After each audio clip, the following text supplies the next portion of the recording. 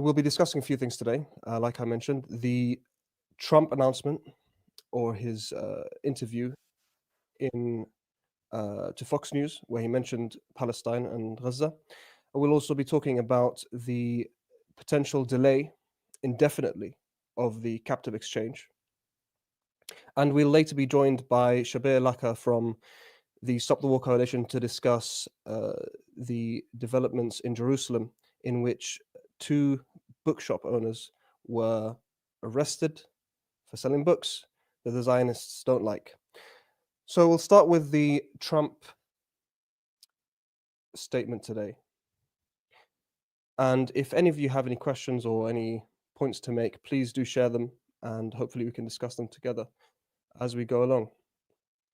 So today, in an interview with Fox News, US President Donald Trump said the 2 million Palestinians would be resettled in neighboring countries under his plan to take over and rebuild the Gaza Strip, and they would have no right of return. He said to Fox News, no, they wouldn't, after he was asked the question, because they're going to have much better housing. Talking about building a permanent place for them.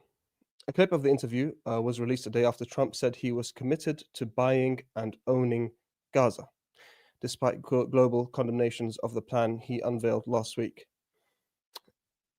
I mean, it's where do we even start? It honestly seems like Trump has lost his mind completely.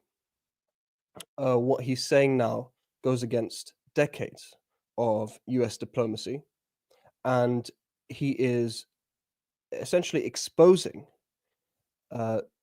what the Americans do quietly out loud. He's saying the quiet part out loud.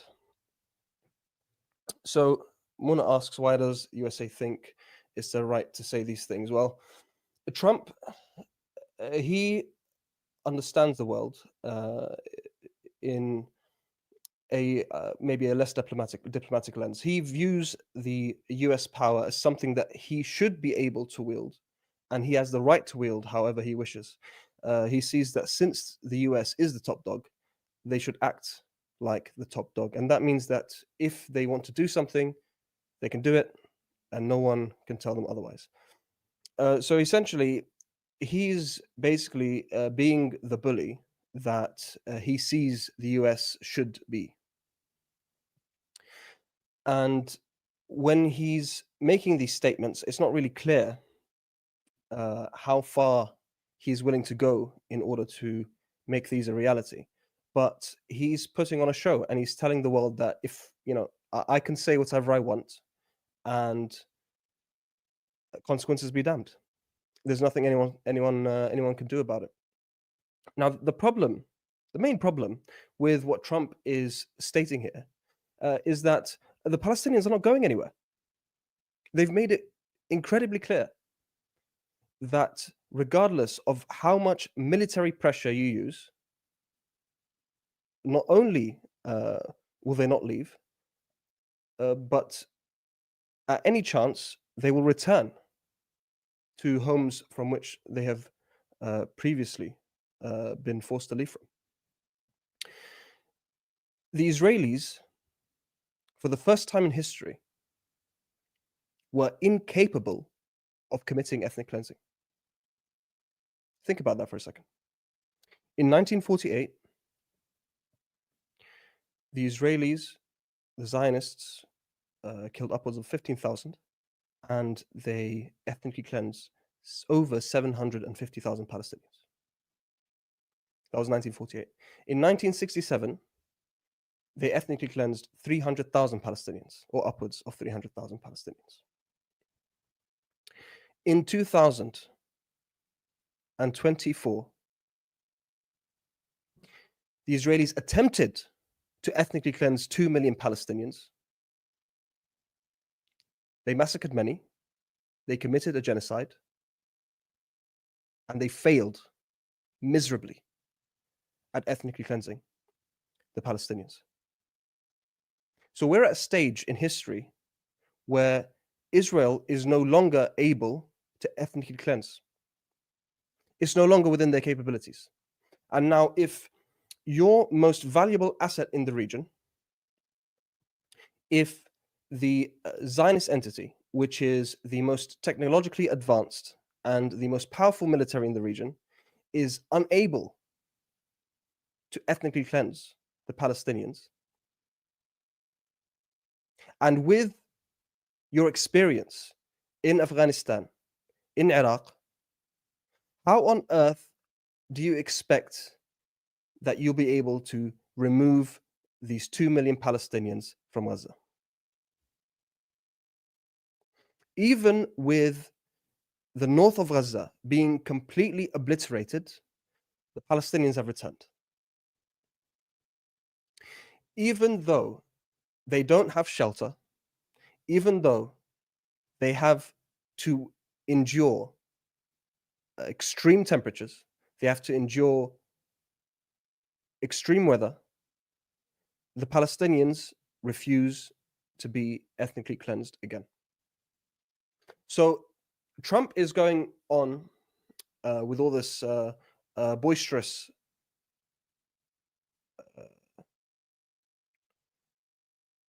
boisterous attempt at making himself seem like he's capable of doing things.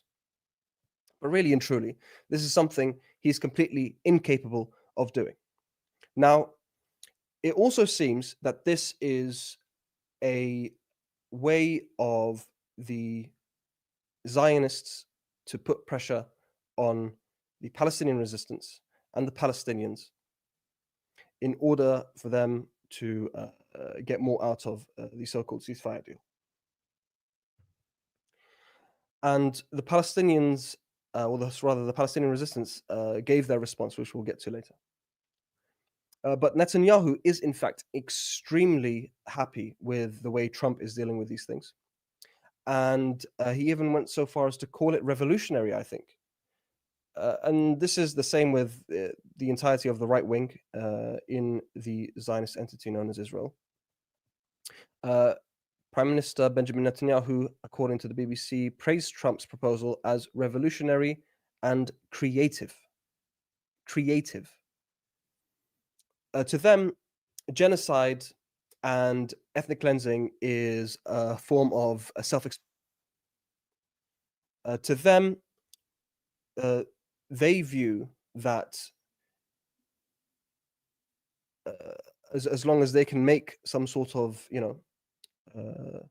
financial deal or make some money out of it, create a Riviera, then job well done. Damned be the Palestinians. It doesn't matter how many Palestinians you kill, as long as you can uphold your own interests. What these individuals need to understand is that why they may think that they are acting in their own self-interest, the reality is that gone are the times when the US and their military and their colonial assets can dictate to the world how things will run. We have crossed the Rubicon. We are currently at a stage when the seemingly weakest entities or the weakest people can dictate global political discourse. Take, for example, the Houthis in Yemen. Now, Yemen has been ravaged by war, by man-made famine, and the people in Yemen seem to, or at least on the face of things, not be capable of much. The Houthis in Yemen brought global trade to its knees. And they continued to do so for over 15 months until the Zionists finally ended the ongoing genocide in Gaza. We no longer live in a world in which the US can dictate its terms to the rest of us, and we'll take it down, lying down. We live in a world where those who have the will to rise up can do so and they exert pressure, and maybe eventually they'll achieve their goals. I'd like to move on to our next story. Before we do so, if anyone has any questions, please feel free to leave them in the comments, or if you have any comments, if you disagree with what I've said, if you have any disagreements, if you think I'm talking complete nonsense, also leave that. That's fine as well. We can discuss that. Our next story is the fears over Gaza truce as Hamas delays next release of Israeli hostages. Sky News reports that Hamas has said it will delay the release of more hostages after accusing Israel of violating their ceasefire deal. It said Saturday's handover would not go ahead, presenting the Gaza truce with its first major crisis. A spokesperson claimed violations had included delaying the return of the displaced to the northern Gaza Strip and targeting them with shelling and gunfire. Now, Israel violated the terms of the ceasefire on the first day of the ceasefire. But considering the devastation that the Zionists brought upon Gaza, the Palestinian resistance decided to continue with the ceasefire in order to give the people of Gaza a respite. Now, this is how the resistance would claim the narrative is or should be. The Makana says hello, Makana. Thank you for joining us.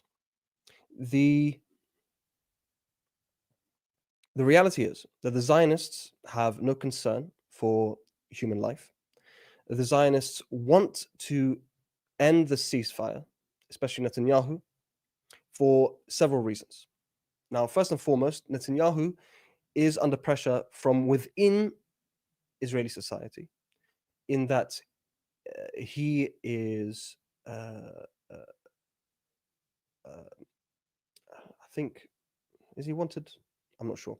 But there are court cases against him for corruption, and there is a high chance that if the war ends completely, he would be sent to jail. Now, obviously, he doesn't want that, so he wants to continue the war and continue killing Palestinians. And as long as he can stay out of jail, he'll kill as many Palestinians as he needs. Now, the other reasons, or some of the other reasons, include that the right wing of Israeli society want to kill all Palestinians. Today, I saw a tweet by an Israeli TV host, and when they say if you translate a Zionist's tweet from Hebrew to English, it looks like an excerpt of Mein Kampf. This sounded almost exactly like what you'd hear out of a genocidal Nazi's mouth. And she said she wanted to kill every last person in Gaza. Unfortunately, I don't have the tweet with me now, but this is the sentiment of a very high proportion of Zionists in Israel.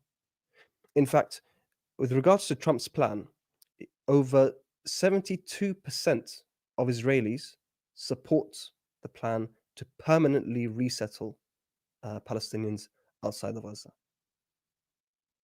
72%. And this was an Israeli poll done very recently. So the right wing in Israel want to kill as many Palestinians as possible, get rid of them, because they don't view Palestinians as humans. They view them as an obstacle to Jewish supremacy between the river and the sea, and an obstacle that must be removed by any means. Now, The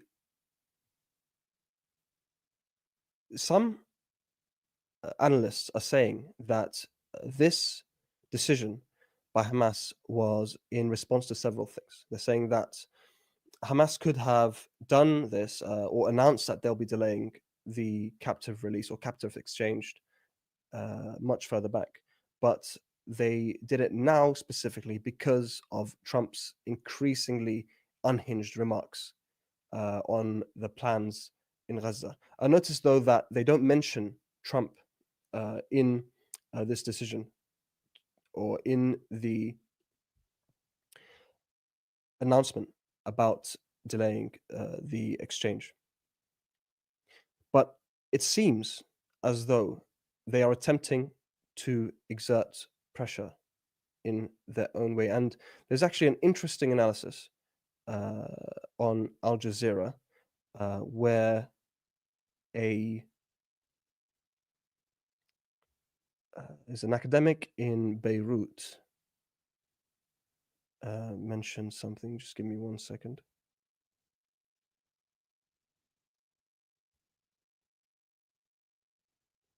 So, an academic in Beirut, his name is Rami Khouri, said this is a political statement designed to pressure both the United States and the Israeli government and people.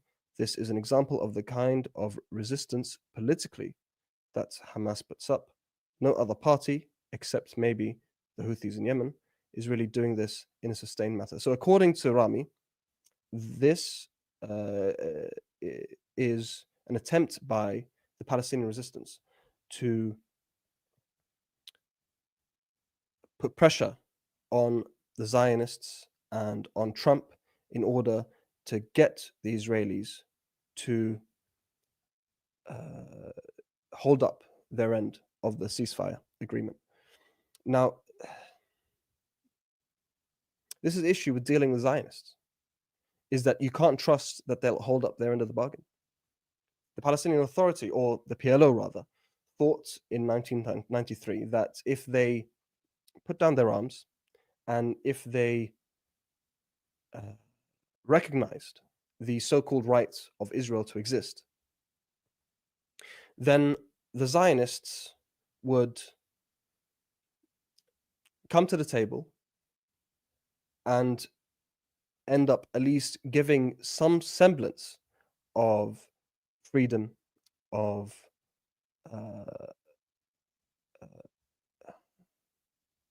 what's the word? I forgot the word. Anyway, some semblance of having dignity within the river and the sea based on a two-state paradigm. And even though the Palestinians or the Palestinian factions were willing to give up over 80%, or was almost 80% of historic Palestine, they were willing to give up.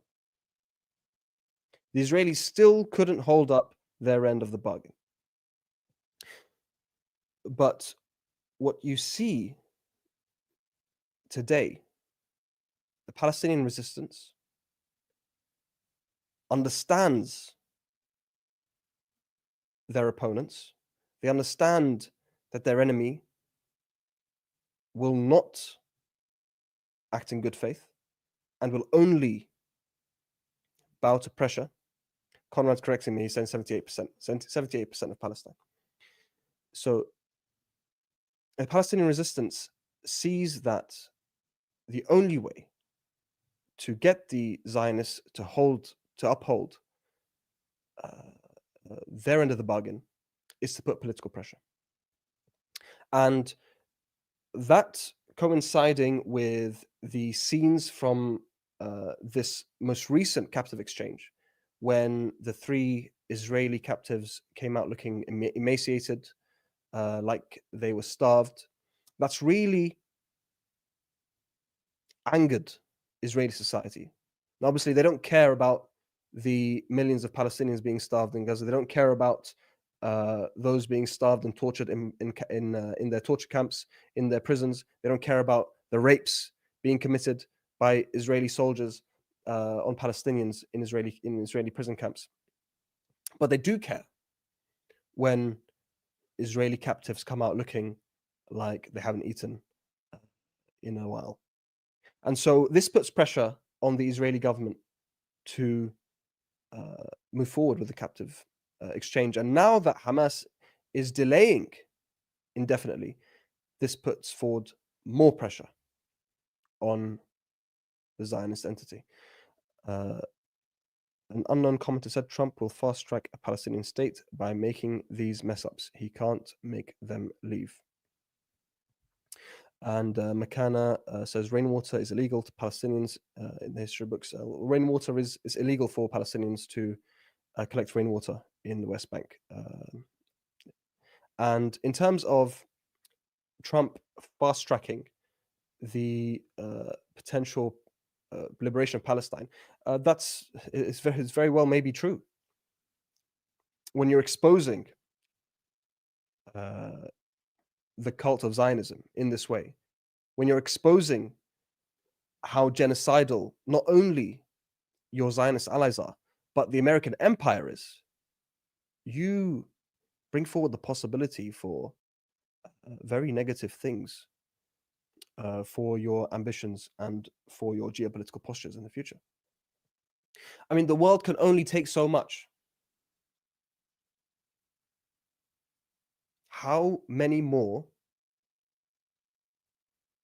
headless bodies do we need to see? How many more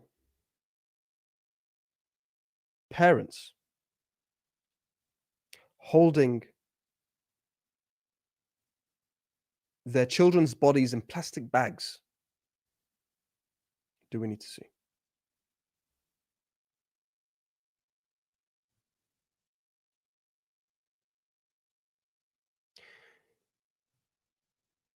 The truth is that the world in its entirety is waking up to the madness that is Zionism and to the madness that is the American empire. I'll be joined soon by our guest Shabir Laka to discuss another story in Jerusalem. But before then, I'd like to open the floor to any comments or any questions about what's been discussed so far. But something I think we need to keep in our minds moving forward, now that hopefully the ceasefire does hold up, does continue, and the war does end. And what we need to understand is that this isn't the end of our struggle. What we need to understand is that this ceasefire is not justice. This ceasefire is only a momentary, a temporary pause.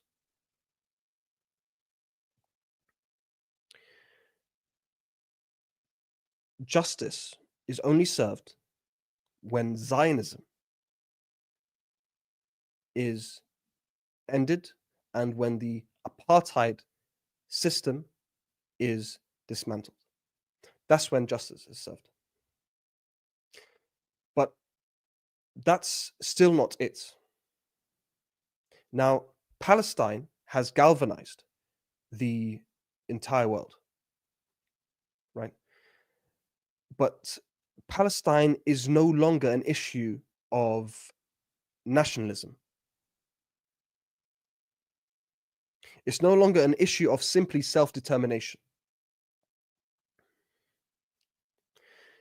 Palestine is an issue of fundamental justice. And when we look at Palestine or the issue of Palestine from that lens, we come to the conclusion that liberating Palestine is not the end, but in fact, the beginning. The liberation of Palestine should be the springboard from which we can achieve justice globally. We live in a world, in a time in which we are exploiting resources, whether that be human or whether that be from within the crust of the earth. We're exploiting them at an unsustainable rate. And this is fueled by capitalism. This is fueled by American imperialism. This is fueled by greed. And the liberation of Palestine feeds into the work that we need to do in order to achieve justice globally. It's not enough that someone like me can return to where my grandparents were forced from. We must continue to work now. We must continue to work in the future in order to make sure that places that are vulnerable to flooding, to vanishing off the map, continue to exist. We need to work to make sure that human labor is not exploited by the global north in order to feed our luxurious lifestyles. So I want to reiterate that Palestine is a unifying cause, and it's also a springboard from which we should work even stronger, even harder for justice globally. Christina says, hi. Hi, Christina. Thank you for joining us. Conrad says, Loki said it best, the supremacy of some versus the equality of all. It's exactly right. It's exactly right. The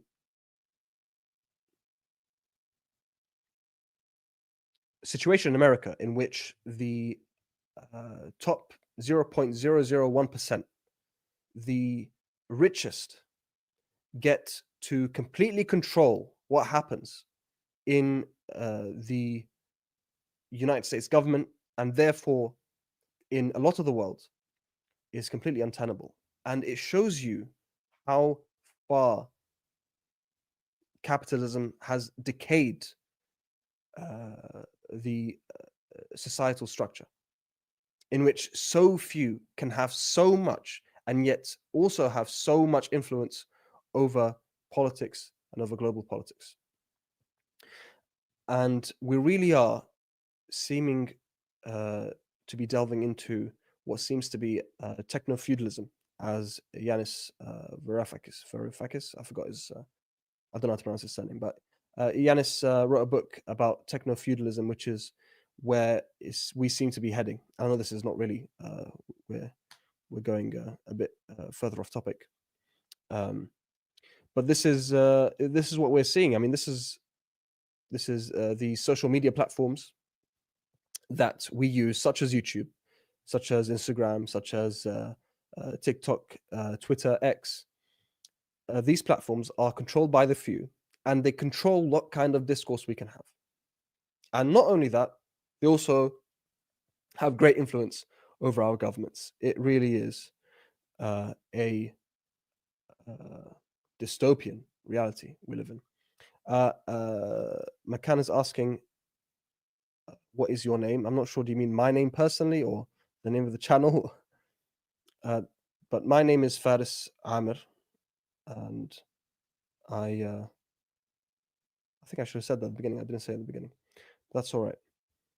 It seems like our guest is running a little late. I'm just gonna check on them. Hope they're okay.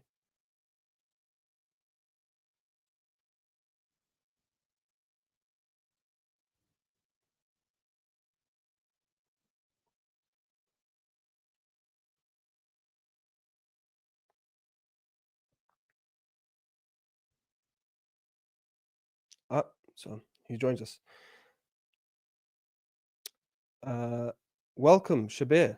Thank you for joining us today. Thanks very much for having me. So previously we were discussing some of the developments over the last 24 hours, simply.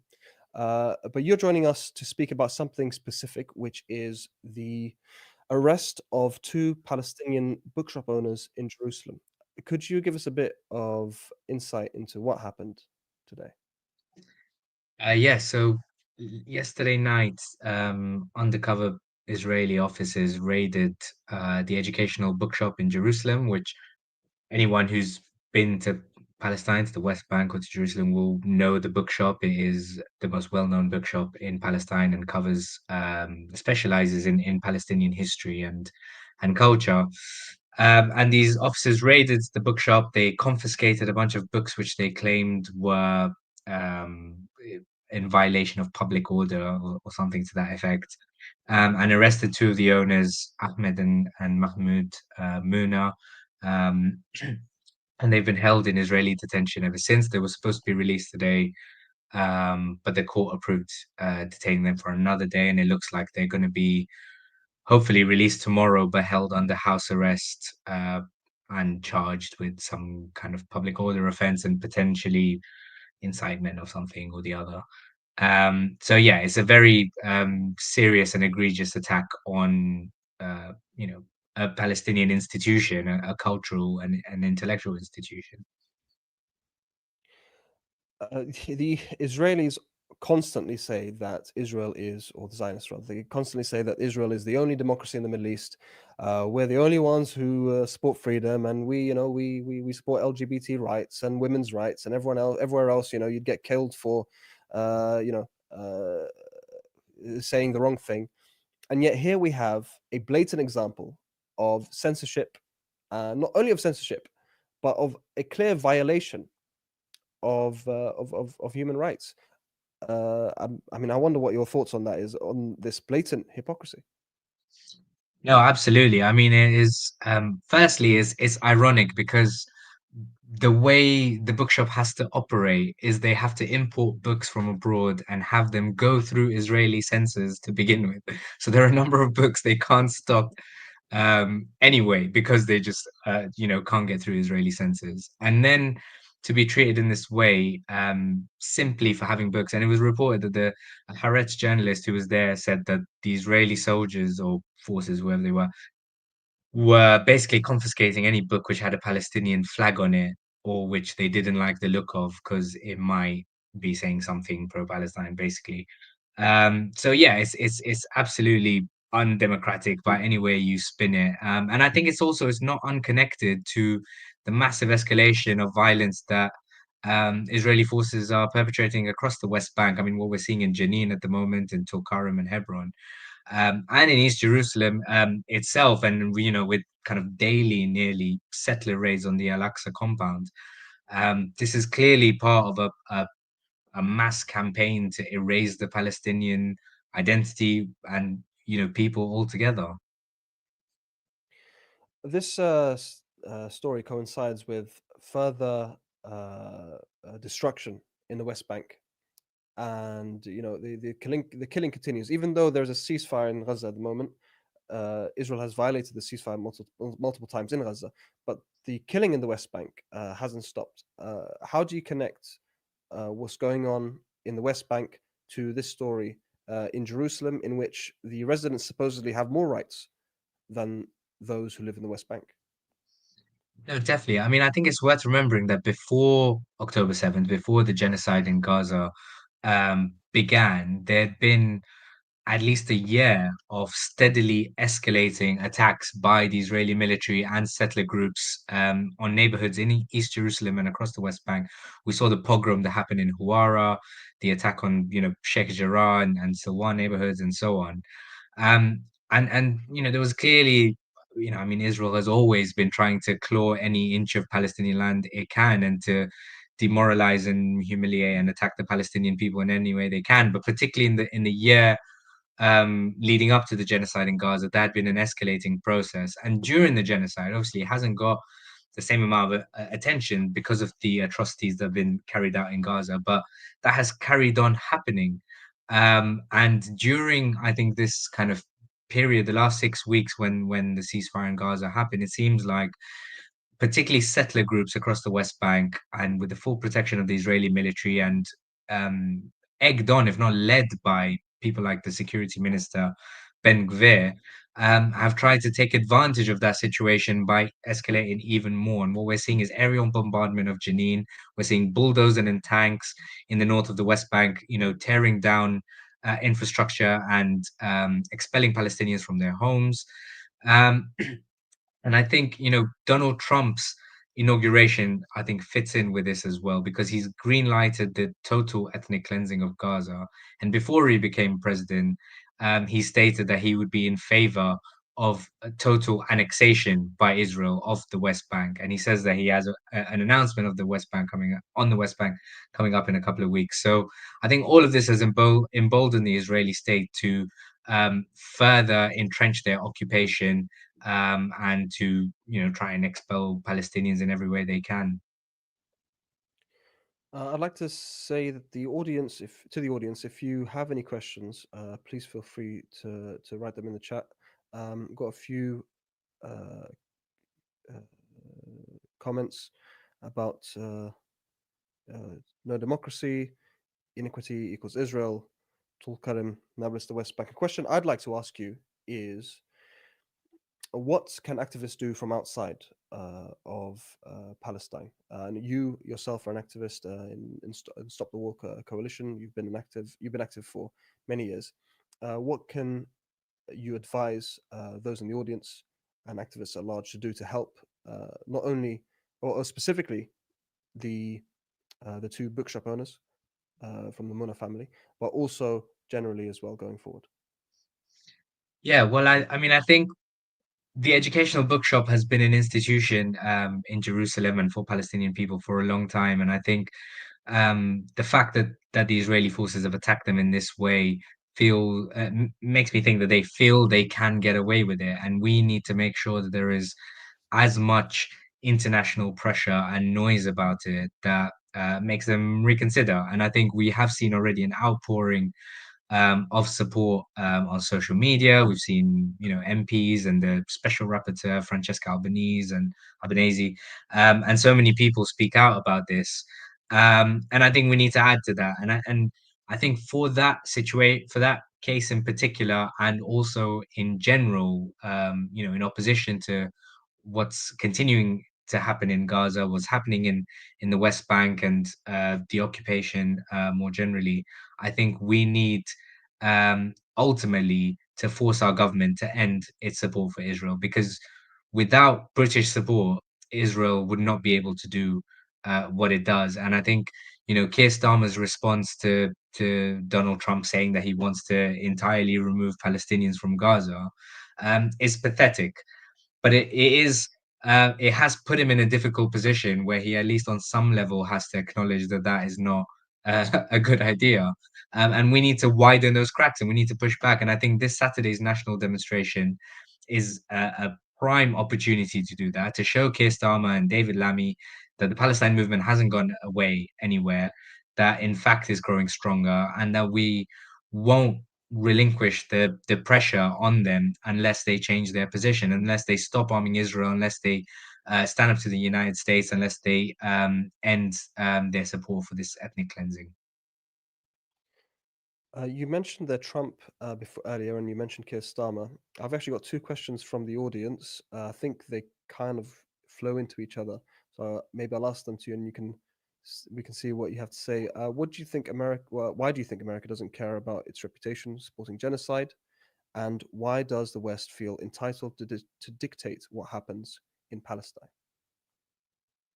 Yeah, I think those are kind of linked, and I think the answer to that is that Israel serves a purpose for the West. It serves a purpose for the United Kingdom and for the United States, more so, in that it is the watchdog state for the United States in the Middle East. It was set up by the British, over 100 years ago, to be, in the words of their own military governor, Ronald Stores, a loyal Jewish Ulster in a sea of potentially hostile Arabism. And that relationship was taken over by the United States in the last 50 years.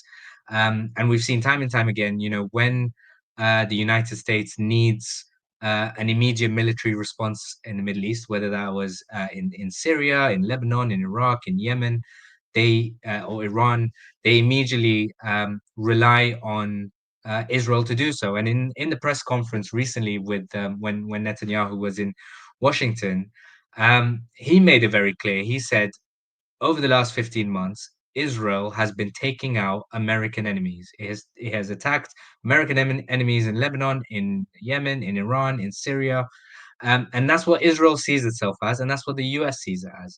And that is why they will continue to greenlight the attacks on the Palestinian people, because for them, Israel plays that role. And that's why I think our role over here is that much more important, because we need to break that relationship. We need to make it unsustainable for them to continue the attacks on the Palestinian people, so that they can carry on with their imperialist hold of the Middle East. I think we will leave it there. Uh, just maybe one more comment by Conrad. I watched a great video earlier, 100 Years History of US Meddling Coups and War in the Middle East from Middle East Eye. Goes into great detail on the history. So Middle East Eye does a lot of good work, and I'm sure that is a video worth watching. That being said, thank you everyone for joining us. Thank you, Shabir, for joining us towards the end of the stream. And I hope that we can see you all very soon. Thank you. Have a good night.